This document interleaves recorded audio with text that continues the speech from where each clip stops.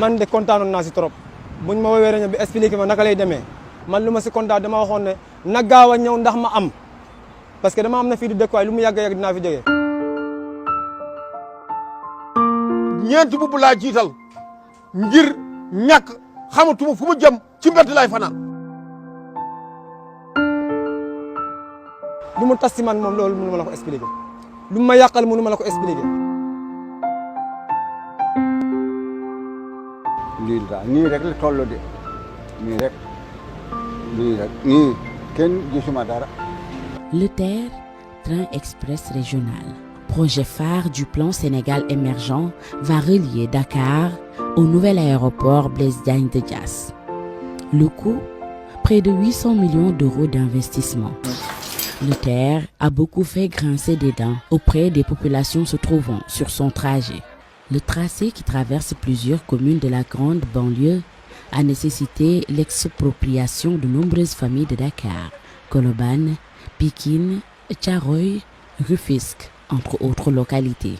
dara yi dañoo ñëw taxaw sous-préfet ndawam ñëw taxaw ne ma kam mooy service ma ne ko maa ngi nii ñu ne ah daara bi lañ bëgg a dindi ma ne ko man fayagul ma naka ngeen dindee daara bi mu ne ma demal sous-préfet ñu fay la sa xaalis ma ne ko ah naka lay demee sous-préfet samay xale ñoo ngi nii amaguma fa may dëkk ak ñoom ñu ne ma non ñun de dañ ñoo yoon nii parce que ñun ay ndaw lañ ma jël xale yi fekk am na magasin yi nekk foofu ma denkaane foofu xale yi mais depuis boobu ba léegi aw ma fu may jàngale fu nga xamante ne fii logique na te gis ngeen fu may jàngal xale yi asamaan bi commencé taw du ma jàngale fu mu nekk nii mbaar bee xale yi foofu la ñuy fanaan. Selon les estimations, plus de 250 000 familles sont impactées par le TER. Pour exproprier, l'État avait proposé 19 000 francs pour le mètre carré. Mais sur le terrain, la situation est tout autre.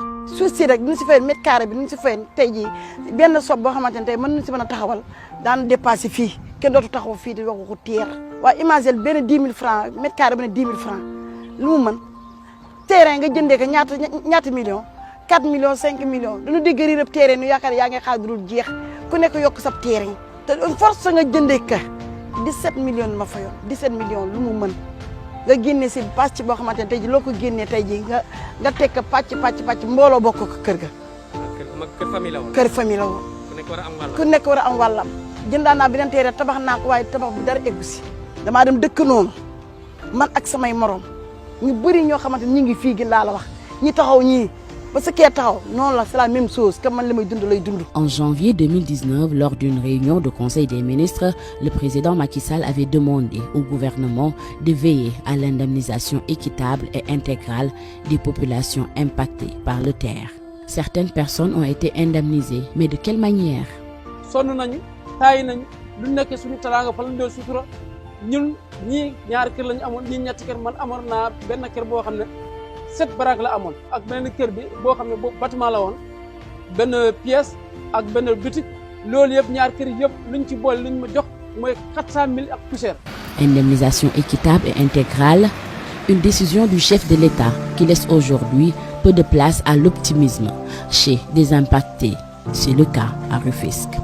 suma tool lañ ma yàqal léegi ñi ñu àndaloon foofu yëpp fay nañ leen man nag boobu ba léegi kenn joxewuma dara te dem naa bureau ya dem naa seen bureau bu mag dem naa préfet yëpp laaj nañ ñeneen dara am dara ñëwul depuis booba ba léegi jotuma dara.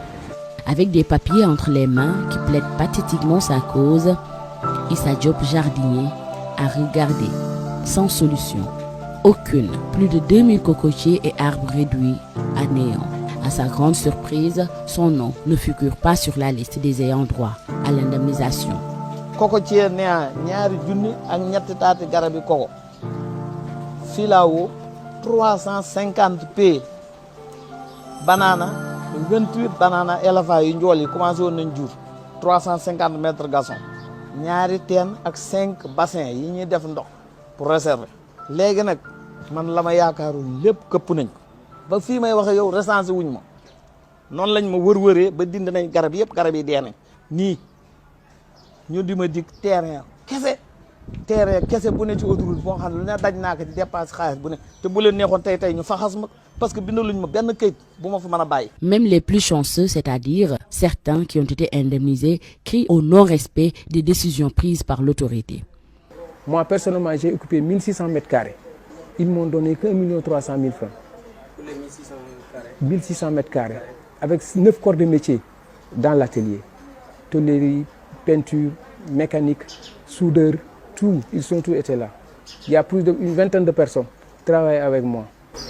À combien vous évaluez les indemnisations que vous devez recevoir?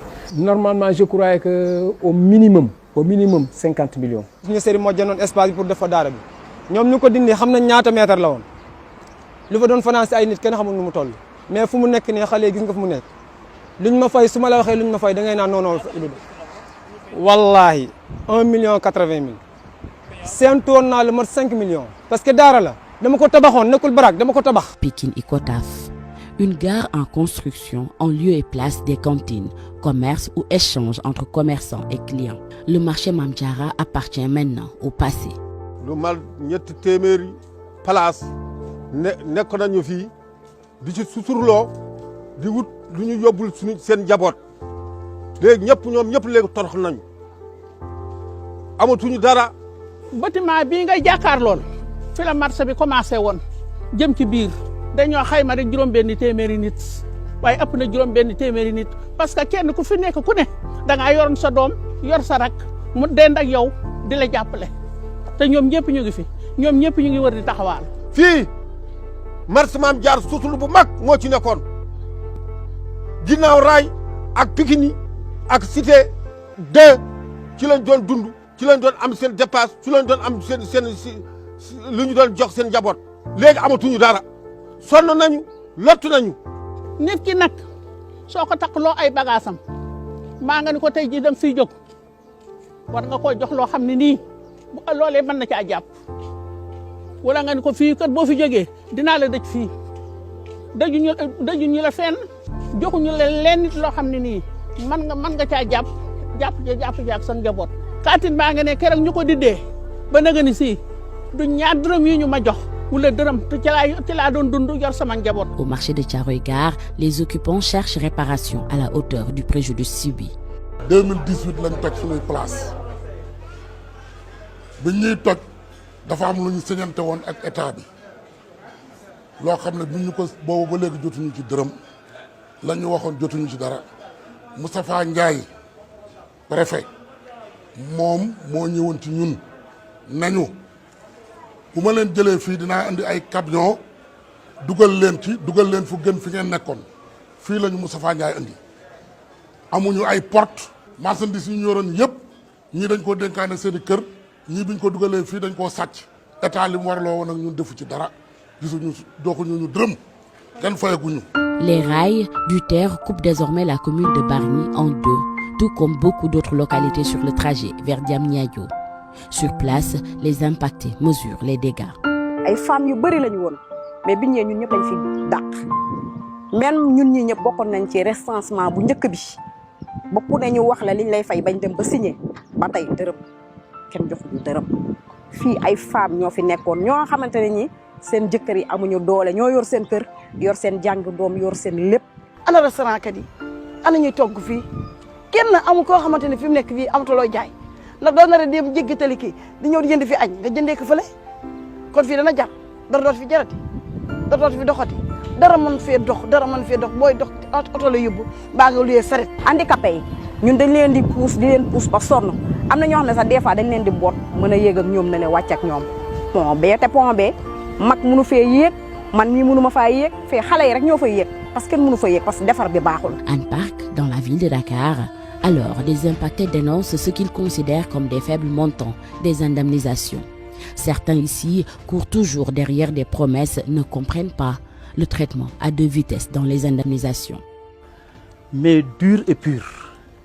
Dur et pur. C'est une situation inexplicable. C'est eux qui nous ont laissés ici. Mais ce n'est pas nous qui veulent rester ici. On ne vous a pas encore donné vos indemnisations? Non, on ne nous a rien donné. On nous a promis. Ça fait 2 ans. On va entrer les 3 ans, dans la 3e année. Depuis ce temps-là, ils n'ont même pas passé par ici. La poussière vous a envoyé? Mais la poussière et tout. Vous avez bien vu? C'est ça qu'on vit. Les enfants sont malades. Tu as vu? les vieillards et les dames. Ça ne va pas. C'est 3 maisons. Parce que cette maison-là, on l'avait payé le propriétaire. Et puis il continue encore à faire ses locations. Ce qui est brave. Mais ils sont des complices. Ce à quoi il faut ajouter le calvaire des habitants et riverains des rails, une dégradation du tissu social. Et chacun a une histoire à raconter. suñu njaboot tas na suñu kër yi tas nañu man ginnaaw yàlla gi nag loolu moo tax sama doom sama taaw bàyyi école xamatuma nan laay def sama benn doom bu jigéen maa ngi ko dugaloon franco arabe bàyyi na kee muy doon jàngi aslem 4 bàyyi na doole amatul location baa ngi ni ñu bugg a rey amoon naa bagage bu nekkee mais fi mel ni depuis loola ba léegi man sama lal ci suuf laa koy teg sama njaboot tas na nekkatuma ak sama jabar benn kër. tas na suñu yaakaar complètement tas na suñu dëkkandoo complètement mu nekk ñun ñëpp a tasaaroo kenn xamul fu mu nekk nii si ban am na ñu nga xamante ne sax dañoo ñibbi dëkk ba sax ndax ñàkk xam fan la ñuy jëmati. À un jet de pierre d'une passerelle à Thiaroye Kao, Yeumbeul Sud, une famille désemparée. Son chef a presque tout perdu. Sa mosquée et 2 autres par terre. Sa maison endommagée, un monde qui s'effondre sur le vieux Ibrahima Gueye, qui n'en revient toujours pas. ñuy toj benn kër gu ñu dendal yàq sama kër toj ardoise sama néegu jabar ñu toj ardoise yëpp ñu ni ma daañ leen fay indi nañ fi ay ardoise teg ko fi fixé wuñ ko sax lal ba moom jël nañ ko yóbbu lal boo xam ne borom mi ngi ko jënde woon parce que 250 000 jusqu'à maintenant gisuñu lal bi bu ma demee APIX ñu ma Eiffage ñoo war a fay loolu jusqu'à maintenant jigéen bi ci ay briques lay tëdd waaye ji jëloon lal bi sax ñëwaat na fi nee na yóbbu na lal bi mu ngi jam ñaajo mais ba léegi joxuñu ko lu mu ko defaree. bi ñëwee toj noonu jël nañu jël lu ñu bëgg ak lu ñu bëggul bi ngeen ñëw léegi yéen a ngi romb fi ñu tojoon si ginnaaw ay mécaniciens ngeen fay romb ak ay ferrailleurs ñoo fa nekk kon ñoom de liggéeyuñu dañu bëgg def lu leen neex.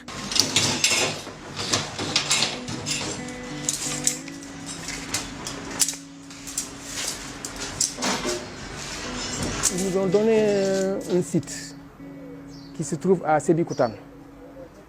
Mais le réaménagement s'est arrêté depuis lors. Ils l'ont commencé, mais ils ne l'ont pas terminé depuis lors. Il paraît que le dossier qui nous concernait nous-mêmes, au niveau de l'APIX, ils l'ont transmis à la direction de l'artisanat, sans même concerter avec nous. Nous, on ne sait pas où se trouve le dossier. Face à ce qui est convenu d'appeler le cauchemar des impactés du TER, LSD, Lumière, Synergie pour le développement, une organisation de la société civile, appelle à la responsabilité des banques qui financent les projets de grande envergure au Sénégal. Le président directeur exécutif de LSD, Ali Sagne, exige réparation. Ces banques disposent de sauvegardes environnementales et sociales.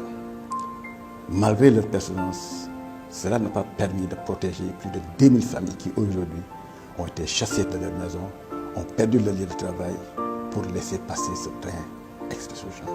Nous en appelons donc à la responsabilité de la Banque africaine, de l'AFD, de faire en sorte que le train express-régional corrige les erreurs en indemnisant de façon équitable, de façon juste,